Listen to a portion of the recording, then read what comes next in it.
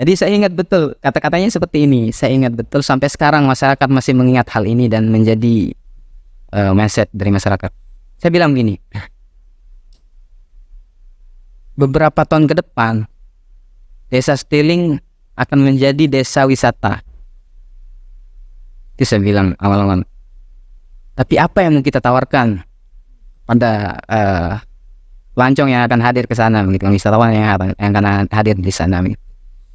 Nah, oleh karena itu, setiap orang berbicara jahe nanti ke depan, oh Gunung Koma, Stiling, kita ke Stiling. Setiap orang berbicara jamu, oh kita harus ke Stiling, ke Gunung Koma.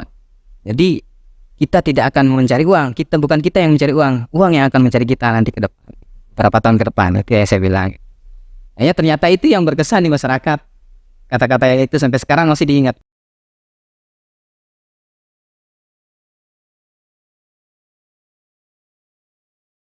Assalamualaikum warahmatullahi wabarakatuh.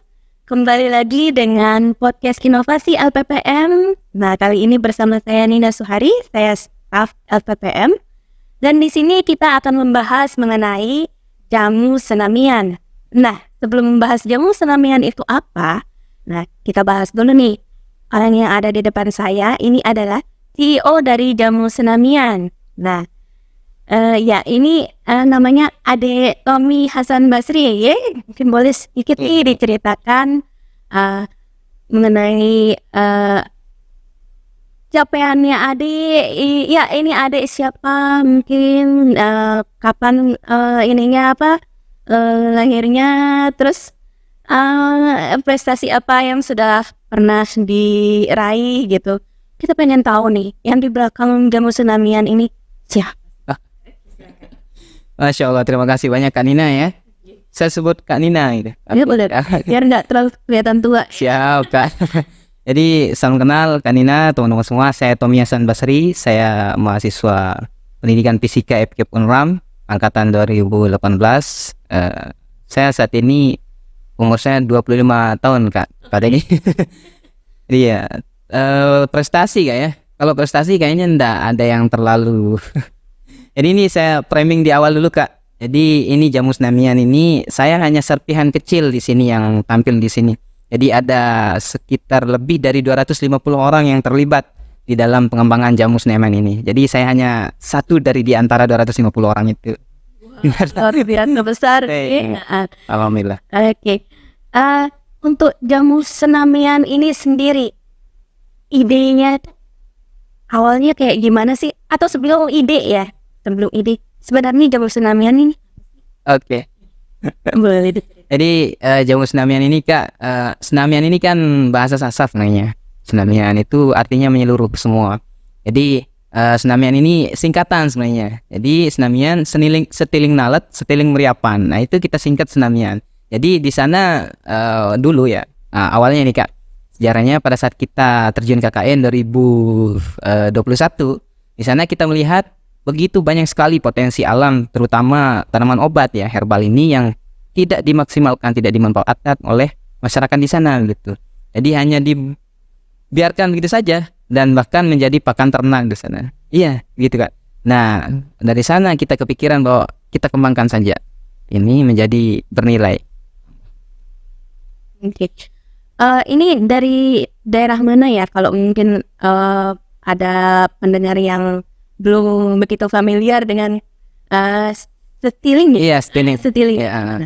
Desa Stiling itu ada di Kecamatan Batu Kliang Utara, Kabupaten Lombok Tengah, Nusa Tenggara Barat. Iya. Di dekat terjun Benang Kelambu, Benang Stokel, ya. Dekat. Di bawah kaki Gunung Rinjani. Wah, perbatasan dengan hutan. Oke, pemandangannya pasti luar biasa di sana gitu. Betul enggak? Oke. Dari yang ide awalnya untuk KKN. Nah, di sini kita sudah lihat ya, di sini ada contohnya juga. Ini yang Stiling ada dua atau masih ada produk? Nah, baik Kak, ini yang saya bawa ya. Ada 4 varian nih kalau yang jamu. Sebenarnya ada varian yang lain, maksudnya bukan hanya jamu yang kita produksi. ada turunan-turunan lagi dari Senamian. Nah, ini ada 4 varian yang saya bawa ke sini. Yang pertama ada wedang jahe yang merah, kemudian ada beras kencur, kemudian ada temulawak, kemudian ada kunyit asam, Kak. Nah, itu ada 4 varian yang kita produksi. Nah, yang paling laku itu di masyarakat sampai saat ini wedang jahe dan ini, Kak, kunyit asam. Itu yang paling laku. Oh, kunyit asam. Kemudian ini bentuk produknya memang kering begini ya? Oke, nah itu ada sejarahnya, Kak, itu. Itu panjang sekali. Itu kayaknya 1 hari udah cukup. Nah, sejarahnya begini, Kak. Dulu awal-awal kita KKN itu tahun 2021 Desember. Nah, kita bersepuluh kan. Kita KKN terpadu. Jadi hanya satu fakultas di FKIP saja. Nah, waktu itu awal kita mencoba pertama kali bentuknya cair, Kak. Itu hanya bertahan 3-5 hari. Itu pun harus di dalam pendingin, ruangan pendingin gitu. Nah, setelah beberapa bulan setelah kita selesai, akhirnya ketemulah sama salah satu dosen di UNRAM, Kak, di Fakultas Peternakan, namanya Ibu Yulpia Yunartati, nama beliau gitu. Nah, pada awal-awal kami bertemu sama beliau itu, kebetulan beliau sedang mencari proyek apa yang akan dimasukkan sebagai proposal ke Australia. Kan beliau kebetulan alumni Australia kan, ada program AGS namanya. Nah, dari sana akhirnya Ibu Yulpia kemungkinan besar mengetahui ini di awal pada saat booming dulu masuk koran, Kak, pada saat kita KKN. Nah, waktu itu kok bisa masuk koran? Nah, waktu itu kita mengadakan launching. Itu mungkin launching yang pertama pada saat KKN. Di tahun 2020. Iya, 2021. Iya, betul. Kita launching produk. Waktu itu masih bentuknya cair, kita launching. Nah, launching itu yang kita buat dengan semenarik mungkin gitu. Tidak dengan launching yang enje-enje gitu ya. Nah, waktu itu kita menghadirkan semua stakeholder yang ada di Desa Stiling, termasuk dengan siswa-siswa yang ada, kadus-kadus, teman-teman Karang Taruna dan sebagainya. Kita undang untuk hadir di sana gitu. Nah, konsepnya yang kita buat menarik, Kak. Nah, konsepnya ketika tamu datang, kita berikan untuk mencicipi langsung. Sampling ya? Iya, samplingnya kita kasih cicip. Kemudian setelah itu kita ajak ke tempat penanamannya.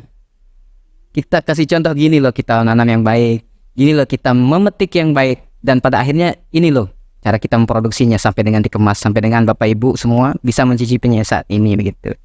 Nah, seperti itu yang kita lakukan launching, dan akhirnya masuk koran, Kak.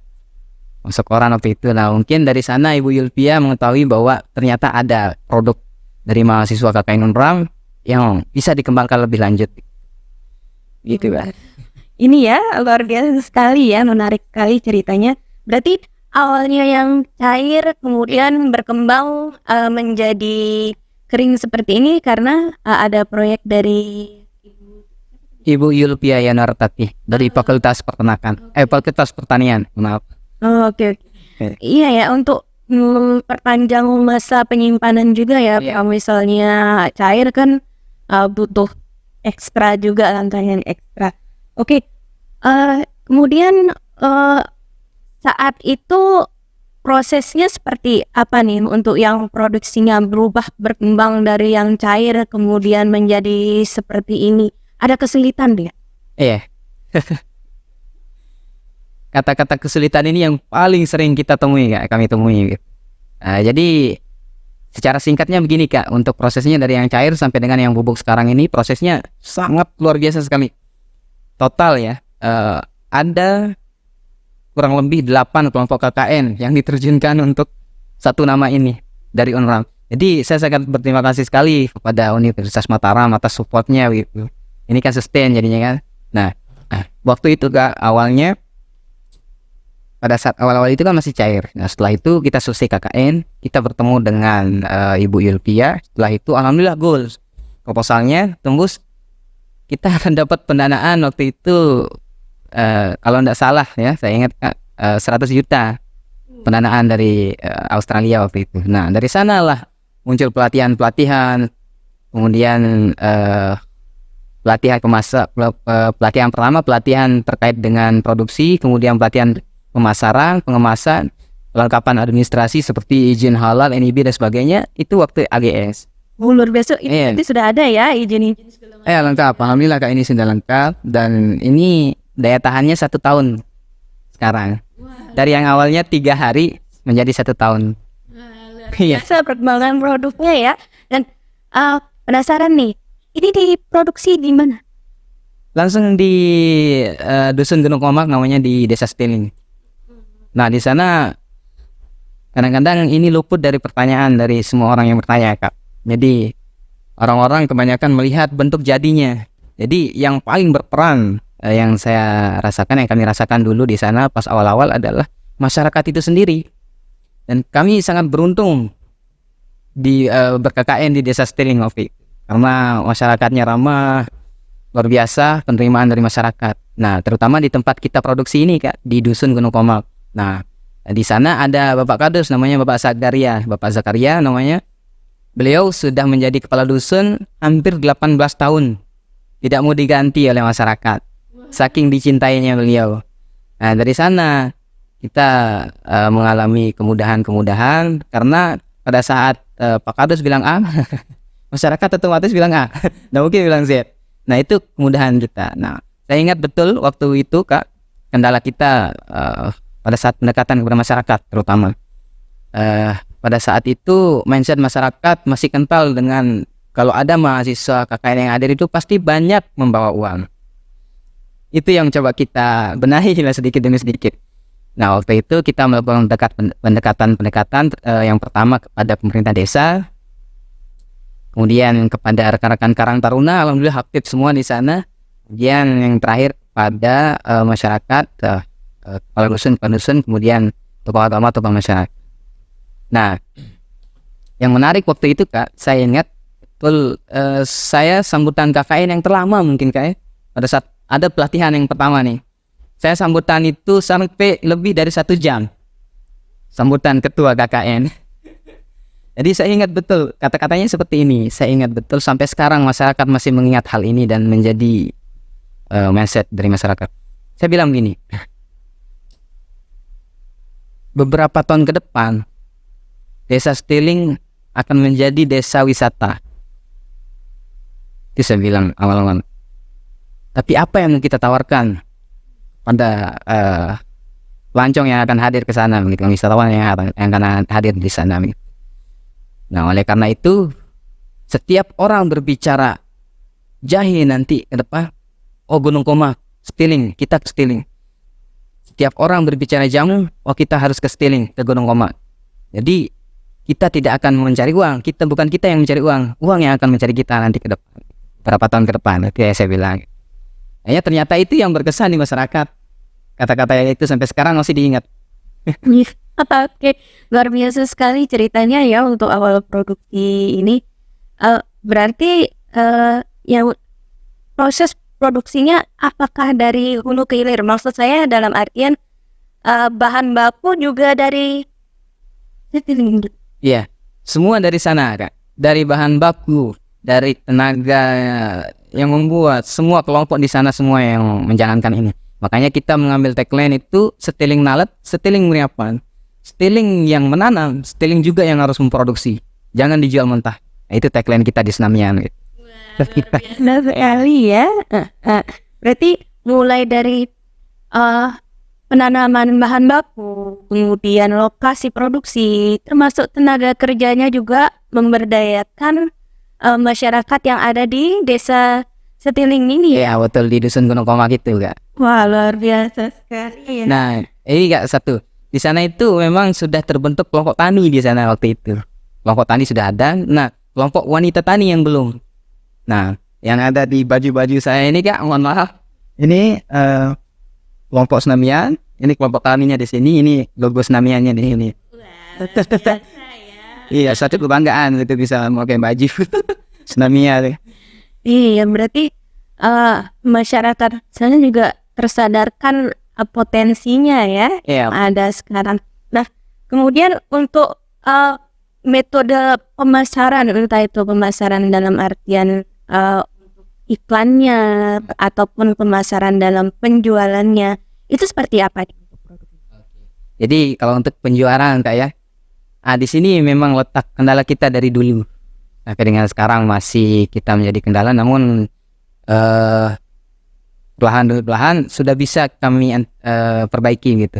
Nah, terkait dengan pemasaran, alhamdulillah pada saat tim AGS hadir ya, Ibu Yulbia hadir, kita dilatih di bidang marketing, digital marketing juga. Akhirnya sekarang sudah di Shopee ada, yang di online shopnya ya. Kemudian kita tetap jalan di Facebook, di WA, di IG. Itu kita tetap jalan di platform yang online-nya. Dan kemudian kalau di offline Kak, alhamdulillah sudah masuk sekarang di NTB Mall. Produk ini di NTB Mall, kemudian di toko Lestari Oleh-oleh Ampenan ada juga. Dan di angkringan-angkringan yang ada di lokasi sekitar juga sudah masuk, alhamdulillah sekarang. Oke, berarti luar biasa ya, sudah tidak hanya menjual di tempat sendiri, tapi sudah ada di e-commerce, kemudian sudah ada di beberapa lokasi offline juga. Nah, ini ke depannya nih, saya penasaran juga. Kira-kira nanti ada bikin nyampe ke toko sendiri nggak? Punya lokasi sendiri nggak? Kira-kira mungkin di desa Setilingnya sendiri sudah ada? Oke, iya. Ya terlupa tadi itu. Jadi di tempat kami juga kita jual di sana Kak, secara offline di tempat produksi langsung di sana dengan orang-orang atau masyarakat yang hadir untuk membeli, tidak hanya datang membeli saja Kak. Jadi kita di sana kan lengkap di sana. Lokasi menanam, kemudian langsung kita produksi di sana langsung dikemas langsung di sana. Biar ada edukasi juga. Berarti tidak hanya menjual produk jadi seperti ini, tapi menawarkan agrowisata ya. Wah, itu target kita ke depan kan, dan sudah jalan perlahan gitu. Dan kemudian kita kerjasama juga dengan badan usaha milik desa di sana. Ada tokonya, Windes juga ya. Iya, luar biasa sekali. Jadi tidak ini ya, sekali dayung 2-3 pulau terlampaui ya. Berarti tidak hanya menjual produk saja, tetapi membantu ada tambahan lagi seperti agrowisata. Nanti ini juga tambah populer ya. Dan nah ini juga Kak, ini terlupakan tadi juga. Tim produksi kita itu ibu-ibu itu berjumlah 14 orang. Tim produksi saja. Jadi tim marketingnya beda. Tim marketingnya juga lebih dari 10 orang. Tim marketingnya ada strukturnya lengkap, ada direktur, kemudian ada tim yang khusus di produksi, ada di pemasaran, semua lengkap di marketing.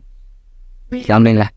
Berarti itu tadi seperti disebutkan ada lebih dari 100 orang yang bekerja di ada ini hanya satu dari berapa? Satu dari sekian orang yang terlibat. Orang ya, berarti banyak banget yang terlibat dari mulai dari bahan baku, produksi, pemasaran dan segala macamnya ya. Berarti udah lumayan banget ya skalanya ya. Oke. Nah, selain tadi kendala yang mungkin sampai sekarang masih dialami itu seperti apa nih? Mungkin boleh diceritakan. Oke. Kendala di bidang produksi dulu Kak ya. Jadi memang kita tidak bisa memungkiri ya terkait dengan modal ini menjadi kendala kita. Namun ada beberapa solusi yang kita langsung tawarkan gitu. Jadi begini karakter kita di Senamian Kak. Dan semua penghuni di sana begitu. Karakternya begini, setiap ada masalah langsung kita harus cari solusi. Cara kita mencari solusi itu dengan diskusi-diskusi. Dan kita tidak menutup diri untuk berdiskusi dengan siapapun, termasuk dengan dosen-dosen di UNRAM. Kita bangun komunikasi, ini kendala kita. Bagaimana? Kita juga bangun komunikasi dengan stakeholder. Ini Kak, salah satu teknik marketing juga ya. Alhamdulillah, hampir semua kepala desa yang ada di 2 kecamatan, Batu Kilang Utara, sudah pernah kita jumpai untuk berdiskusi tentang Senamian ini. Dan mereka semua tertarik begitu. Kok bisa jadi Senamian? Bagaimana caranya? Kok desa kita belum bisa seperti itu? Nah, akhirnya iya jadi di sana bangun diskusi sampai dengan sekarang. Meskipun saya bukan kepala desa, tapi bisa berbicara dengan kepala desa Kak, melalui Senamian ini gitu. Nah, kemudian terkait masalah yang ada di pemasaran. Nah, ini yang masih menjadi kendala di online-nya, masih belum terlalu belum terlalu berdampak lah. Masih kalau tadi malam ya saya cek data statistik yang ada di Senamian, yang paling cepat laku itu lewat WA sebenarnya, ketimbang di Shopee. Lewat WA itu hampir tiap bulan ada, tiap minggu. Tapi ya itu kendalanya. Sekarang kita masih terus berbenah. Mungkin nanti ke depan kita akan perbagus lagi di bidang dokumentasinya. Itu akan menarik minat dari pembeli. Tapi untuk masalah produksi sendiri nih, kira-kira ada kendala nggak misalnya untuk dari bahan baku yang Iya. kurang, tidak cukup, atau mungkin alat-alat yang ya mungkin akan lebih canggih lagi atau Ya, kalau untuk sekarang memang kita produksi masih manual masih tradisional, belum kita menggunakan alat-alat yang begitu canggih. Tapi ke depan harapan kita selalu begitu. Kita selalu menargetkan beberapa tahun ke depan kita harus lebih maju dari saat ini. Nah, kemudian terkait dengan permasalahan mungkin bahannya tidak cukup ya. Alhamdulillah sekarang Senamian sudah banyak bekerja sama. Bentuk kerjasamanya salah satunya di desa saya kan. Stiling ini beda dengan desa saya, Kak. Nah itu beda. Saya bukan orang Stiling. Iya, saya di kecamatan sebelah di Batu Kliang. Kalau Stiling ini di Batu Kliang Utara. Nah itu menariknya, Kak. Nah kita kerjasama, alhamdulillah. Saya pribadi dipercaya di dusun saya untuk mengelola 9 aril tanah. Dan itu kita akan tanami jahe merah. Kita kerjasama dengan Senamian, bibitnya dari Senamian, nanti kita jual lagi ke Senamian. Begitupun nanti ke desa-desa yang lain kita akan tawarkan hal yang sama, gitu. Begitu. Jadi tidak hanya produk seperti ini, bahan dasarnya juga nanti akan dijual gitu ya? Betul. Dan target kita nanti ke depan, Kak, kita akan Senamian ini semoga bisa tembus pasar ekspor. Baik dari bahan mentahnya, kemudian bahan jadinya. Itu target kita beberapa tahun ke depan. Dan saya optimis. Kami harus optimis ya. Luar biasa. Awalnya saya begitu ditawarkan untuk wawancara nih, podcast gitu dengan produk seperti ini. Mindset saya, ya udah produk ini saja. Wah, luar biasa ya. Semoga nanti ke depannya banyak lagi produk-produk yang dihasilkan oleh jamu Senamian ini ya. Nah, kemudian nih berbicara mengenai usaha. Gak jauh-jauh nih dari omset. Jadi gimana nih? Boleh mungkin kita bikin untuk kira-kira gimana sih omsetnya dari jamu Senamian ini? Alhamdulillah Ya. Terkait omset, alhamdulillah sudah bisa menghidupi beberapa kepala keluarga dengan omset yang kita dapat. Tidak banyak, tapi paling tidak kita bisa memangkas yang dulu tidak ada kerjaan yang sekarang akan dapat kerjaan. Banyak sekali pekerjaan yang kita tawarkan dengan hadirnya Senamian ini, Kak. Pertama di bidang produksi, kemudian di bidang pemasaran, pengemasan, kemudian di bidang pengantaran barang, kurir. Kita juga pakai, semua. Kemudian kan tujuan awal kita kan juga menjadikan wisata edukasi di Stiling itu. Kita butuh tour guide.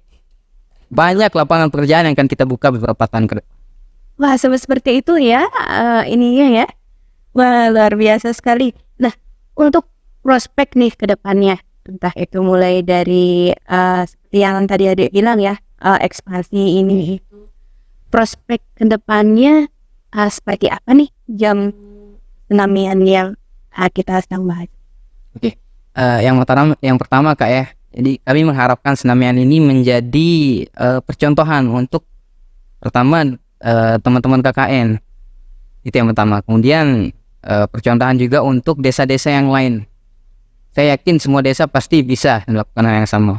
Kemudian terkait dengan teman-teman KKN juga pasti bisa memberikan hal yang lebih dari ini, asalkan tetap disupport, sustain berkelanjutan. Jadi kalau hanya kelompok saya saja dulu hanya 45 hari tidak cukup, Kak. Tidak cukup. Itu pun dulu kita sampai bentrok secara argumen dengan DPL waktu itu, bahwa kita harus nambah 2 minggu lagi. Udah cukup 45 hari. Akhirnya dosen saya sudah lepas tangan. Saya tidak mau tanggung jawab kalau mau dilanjutkan 2 minggu lagi. Chef, kami yang tanggung resiko, saya bilang ke dosen. Akhirnya sensi nambah lagi 2 minggu. Nah itu resiko kita harus ambil itu.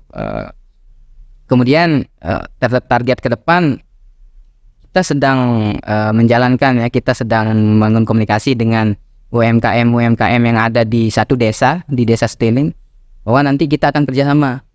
Semua pemasarannya kita akan himpun di Senamian. Nah setelah semua UMKM yang ada, produk-produk yang ada di desa Stiling itu banyak sekali produk-produk, Kak, yang diciptakan oleh mahasiswa PKN Unram terutama. Ada keripik pakis. Keripik pakis itu satu-satunya mungkin di NTB. bahkan di Indonesia.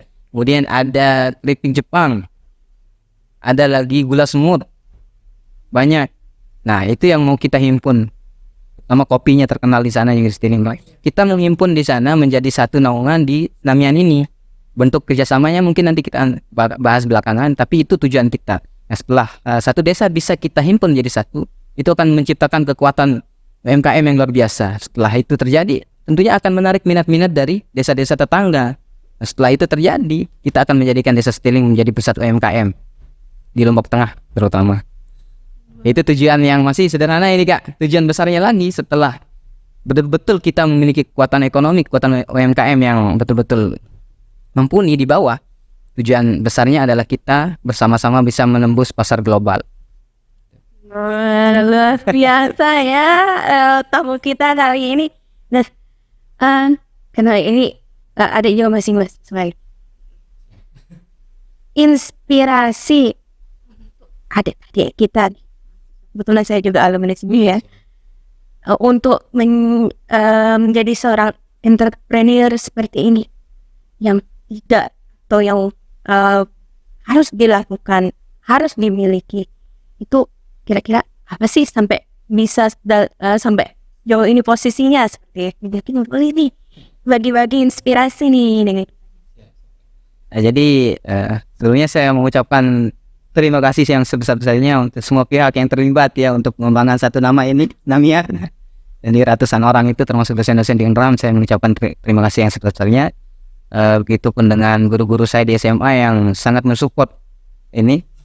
Jadi pesan kami ya Kak ya, teman-teman KKN ini harus berani mengambil risiko. Ya kebanyakan setelah ini Kak ya, saya cerita sedikit aja.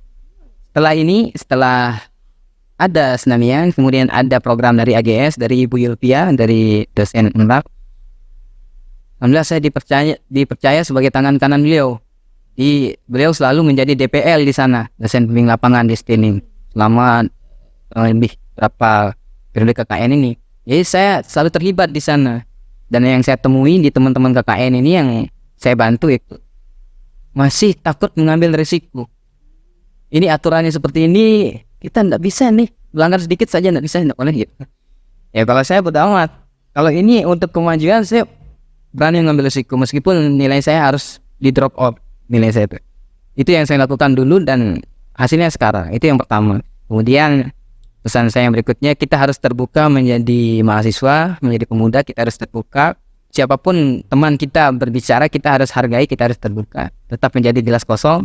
Mau itu anak kecil, mau itu setara dengan kita, lebih tinggi dari kita harus tetap terbuka. Kita harus menjadi ilmu padi gitu ya. Dan kemudian teruslah membaca. Jadi kalau teman-teman mau diskusi dengan saya tunggu di rumah. Saya ada kurang lebih 60 buku terkait dengan pengembangan desa. Itu harus kita banyak membaca. Di sana ada penganggaran, di sana ada bagaimana mengelola BUMDes dan sebagainya. Itu terkait dengan UMKM yang ada di desa. Jadi kalau kita mau bergerak di UMKM desa, yang pertama kita harus paham dulu kondisi desa itu. Mulai membaca, mulai diskusi. Wow, luar biasa sekali. Semoga ini bisa menjadi inspirasi buat adik-adik mahasiswa UNRAM terutama ya, yang nanti mungkin akan menjalankan program KKN supaya KKN ini nggak disimpan sendiri ya. Jadi nanti akan ada keberlanjutan, itu bisa menjadi untuk diri sendiri, untuk lingkungan, juga untuk UNRAM juga yang pastinya ya. Oke. Saya ucapkan terima kasih banyak untuk kehadiran adik Tommy di sini. Luar biasa sekali dengan apa yang sudah disampaikan ya. Semoga nanti kedepannya Jamu Senamian ini seperti yang diharapkan, bahkan lebih ya. Amin amin ya robbal alamin. Oke. Sekian dari saya. Kita berjumpa lagi di lain waktu. Wabillahi taufiq wal hidayah. Wassalamualaikum warahmatullahi wabarakatuh. Waalaikumsalam warahmatullahi wabarakatuh. Terima kasih banyak Kanina.